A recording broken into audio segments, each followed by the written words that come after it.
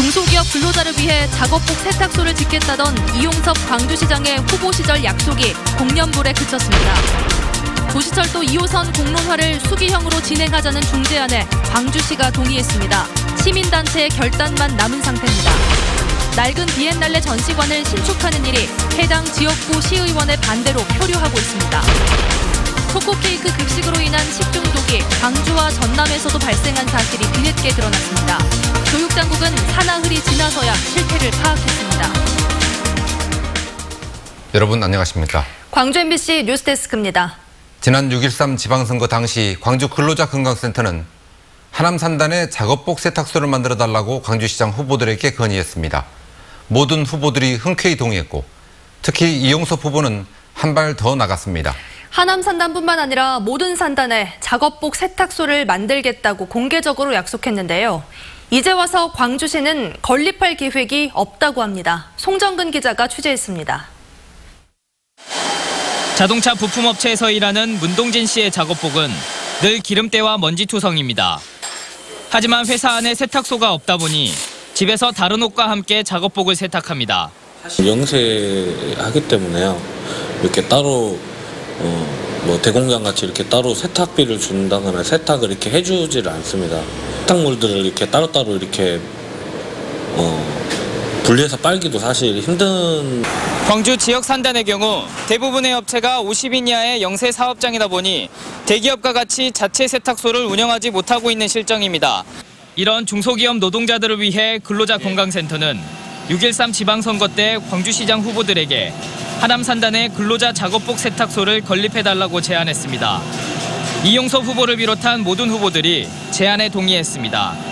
이 후보는 하남 산단뿐만 아니라 광주 지역 모든 산단에 작업복 세탁소를 건립하겠다며 보도자료까지 내며 홍보했습니다. 하지만 당선된 뒤 약속은 지켜지지 않았습니다. 광주시는 앞으로도 작업복 세탁소를 건립할 계획이 없다고 밝혔습니다. 법적 근거가 없다는 게 이유입니다. 또 업주가 해야 할 일에 광주시가 초기 자본 7억과 매년 5억 정도의 운영비를 대는 건 부적절하다는 입장입니다. 돈으로 이야기할 문제가 아니라고 생각합니다. 이거는 노동자들이 아까 말했던 그 보편적 복지, 어떻게 보면 노동자들이 건강하게 일할 권리를 지자체가 지원해주고, 그런데 이런 부분에 대해서 혼자 결정하지 마시고. 빈수레가 되고만 공약 때문에 근로 환경이 나아질 것으로 기대했던 근로자들은 허탈해하고 있습니다. MBC 뉴스 송정근입니다. 도시철도 2호선 공론화 방식에 대해서 중재 역할을 해온 시민권익위원회가 광주시와 시민단체에 최후 통첩을 보냈습니다. 절충안을 제시하면서 내일까지 수용 여부를 답해달라고 요구했는데 해법을 찾게 될지 아니면 파국을 맞을지 2호선 공론화 문제가 갈림길에 섰습니다. 보도에 정용욱 기자입니다. 네, 안녕하세요. 도시철도 공론화를 맡고 있는 최영태 시민권익위원장이 광주시와 시민단체 양측에 최후 통첩을 했습니다. 공론화위원회를 중립적 인사 7명으로 구성하고 공론화 방식을 300명가량의 시민 배심원이 참여하는 수기형으로 하자고 제안한 겁니다. 광주시와 시민단체의 주장을 절충한 셈입니다.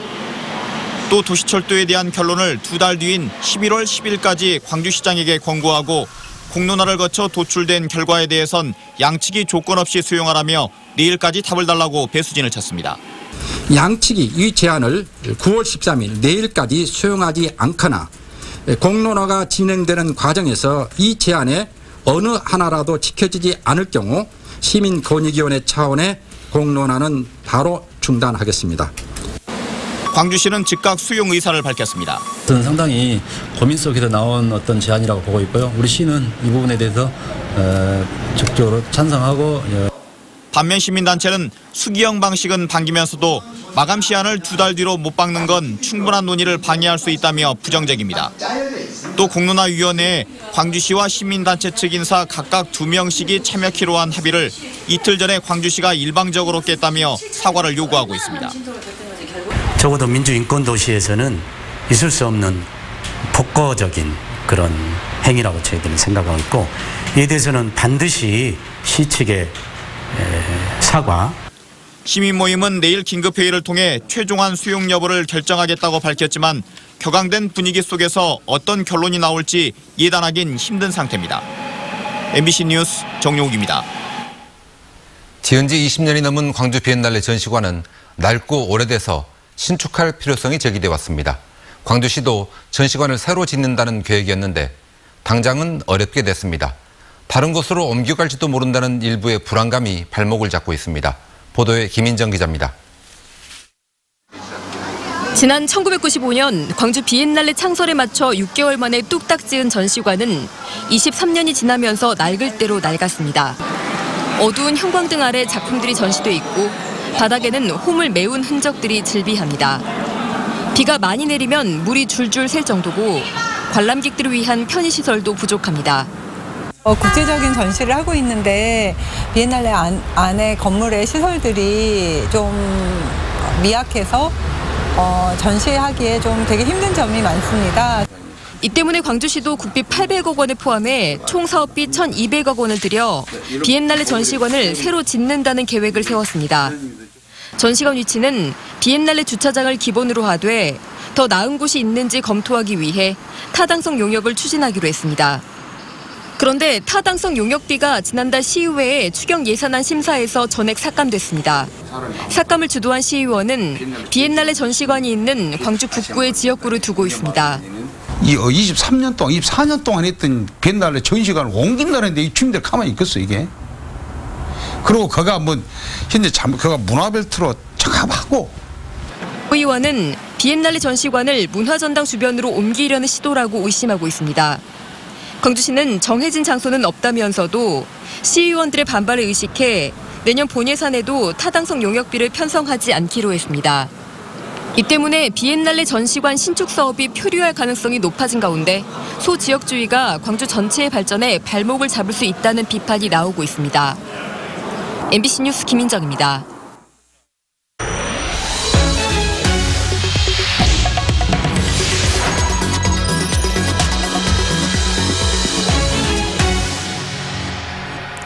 초코케이크 급식으로 인한 식중독이 광주와 전남에서도 발생한 사실이 뒤늦게 드러났습니다. 50명이 넘는 학생들이 식중독 증세를 보였는데 교육당국은 실태 파악도 못했습니다. 윤수진 기자가 취재했습니다. 목포의 한 초등학교에 문제의 초코케이크가 점심으로 제공된 건 지난 5일. 환자는 다음 날부터 발생했습니다. 학생과 교직원을 포함한 900여 명이 초코케이크를 먹었고 이 가운데 21명이 구토와 복통 등 식중독 증세를 호소했습니다. 학교 측의 보고는 환자가 처음 발생한 지 4일이 지난 뒤에야 이뤄졌습니다.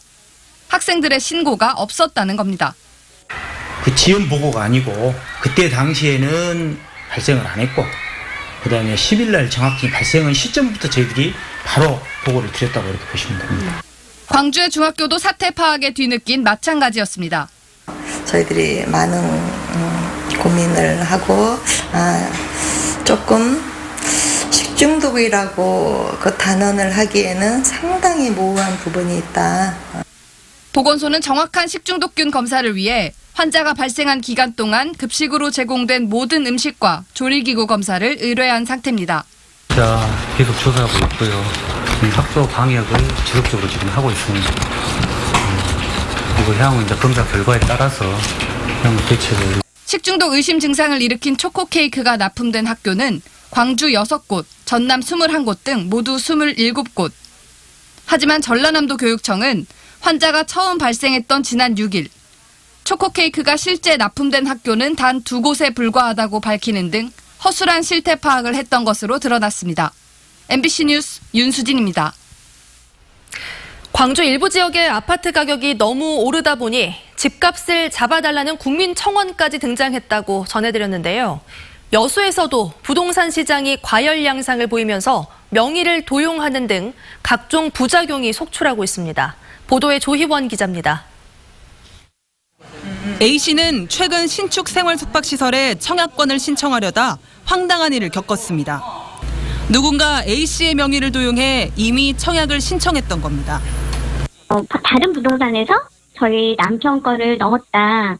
저희 전혀 모르는 부분이어서 이제 그 업체 쪽에다가 그 건설 회사 쪽에다가 문의를 했거든요. 알고 보니 A씨와 거래조차 한 적이 없는 한 부동산에서 A씨의 명의를 도용했던 것으로 드러났습니다. 이 신축 생활 숙박시설의 건설사는 부동산 업자들을 상대로 청약 희망자를 모아오면 인센티브를 주는 마케팅을 진행했습니다. 이 부동산 대표는 건설사로부터 인센티브를 받기 위해 아르바이트생을 써 청약 희망자를 모집했는데 할당량을 못 채운 아르바이트생이 고객들의 명단을 임의로 재활용한 것 같다며 자신은 이 같은 사실을 몰랐다고 주장했습니다. 기회들이 일당을 받다 보니까 열심히 일을 하고 이제 옛날에서 받은 명단들을 이거는 이제 장수 맞추려고 올리는 경우도 있기 때문에 우리가 그걸 일일이 확인할 수가 없고. 그러나 A씨는 만난 적도 없는 아르바이트생이 명의를 도용했다는 말이 쉽게 이해되지 않을 뿐 아니라 부동산 업자의 태도도 황당했다고 말합니다. 자기들이 받는 인센티브가 있는데 그 인센티브의 절반을 주겠다. 당첨이 되었을 때 뭐 이런 황당한 말씀을 하세요. 저희가 원하는 게 돈이 아니다. 뭐 이렇게 말씀을 드렸죠. 건설사들이 청약 경쟁률을 높이기 위해 부동산 업자들을 활용해 고객을 모으는 일종의 MGM 마케팅이 최근 전국에서 성행하고 있습니다. 지나친 고객 유치 활동에 명의를 도용하는 사례까지 빈번하게 발생하고 있지만 정확한 유출 경로와 실태 파악은 제대로 이뤄지지 않고 있습니다. MBC 뉴스 조희원입니다. 전남대병원 노조가 오늘부터 총파업에 돌입했습니다. 전국 보건의료노조 전남대병원 지부는 인력 충원과 비정규직의 정규직화 등을 사측에 요구했지만 최종 협상이 결렬됨에 따라 오늘 오전 9시를 기해 무기한 파업에 돌입했습니다. 전대병원 측은 파업 기간 응급실과 중환자실은 100% 정상 운영되고 메르스 환자 등 특수한 상황이 발생할 경우 인력을 투입하는 등 의료 공백을 최소화할 계획이라고 말했습니다. 한편 동시 총파업을 예고한 조선대병원 노조는 임금 2.6% 인상과 인력 충원 등 사측과의 협상이 타결돼 파업을 철회했습니다. 조선대학교 교수들이 강동원 총장의 즉각 사퇴를 촉구했습니다. 조선대 교수 평의회는 최근 총장의 불신임 여부를 묻는 투표에서 82.8%의 찬성률로 불신임안을 의결했고 학장협의회도 성명을 통해 강 총장의 즉각 사퇴를 이사회에 요구했습니다. 또 내년 2월까지 총장의 임기를 보장한 대학자치운영협의회에도 퇴진 논의를 다시 하자고 요구하고 있습니다. 광주시 교육청이 내년 초등학교 신규 교사로 10명을 선발하기로 했습니다. 광주시 교육청은 초등교사 10명과 유치원 교사 14명, 특수학교 교사 11명 등 모두 35명을 선발하는 내용의 임용시험 계획을 내일 홈페이지를 통해 공고하기로 했습니다. 광주시 교육청의 초등교사 선발 인원은 지난해에 5명에서 올해는 10명으로 늘어나긴 했지만 교대 졸업자 수를 감안하면 경쟁이 치열할 것으로 예상됩니다. 광주 모 여고의 성비위 사건을 수사 중인 경찰은 혐의가 확인된 교사에 대해 구속영장 신청을 검토하고 있습니다. 광주 남부경찰서는 광주 모 여고 학생 180여 명에게 성희롱을 한 의혹을 받고 있는 교사 16명에 대한 소환 조사가 마무리 단계에 있다며 이들 가운데 성추행과 학대 혐의가 무거운 교사에 대해 구속영장 신청까지 검토하고 있다고 밝혔습니다. 또 일부 교사에 대해서는 기소 의견으로 사건을 검찰에 송치할 계획이라고 말했습니다. 광주 시민사회 단체들이 사법농단 의혹과 관련된 판사들을 인사조치하고 특별재판부를 설치할 것을 촉구했습니다. 법원노조 광주지부 등은 양승태 사법부 당시 사법농단에 부역했던 판사들이 광주와 전남에 재직하고 있다며 사법농단과 관련된 모든 판사들은 탄핵돼야 한다고 말했습니다.